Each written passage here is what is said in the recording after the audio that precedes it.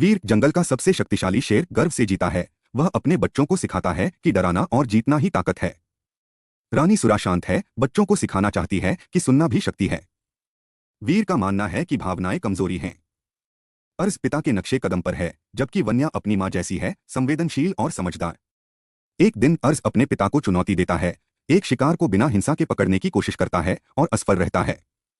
वीर गुस्से में कहता है, राजा बनने के लिए दिल नहीं, पंजा चाहिए। वन्या बीच में बोलती है, कभी कभी दिल ही किसी को राजा बनाता है। वीर हंसता है और वन्या को कमजोर समझता है।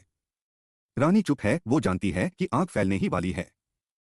अर्ज एक दिन अपनी मर्जी से जंगल छोड़ देता है, अपनी शक्ति साबित करने। वीर उसे जाने देता है, जो खुद को सबसे बड़ा समझे उसे सबक खुद ही मिलता है। वन्या धीरे धीरे जिम्मेदारी लेती है, बूढ़े शेरों की देखभाल, छोटी प्रजातियों की रक्षा। सुरा पहली बार वीर से कहती है, शक्ति तुम्हारे अंदर है, लेकिन प्रेम तुम्हारे बाहर कहीं खो गया है। वीर चुप है, उसका राज टूटने लगा है।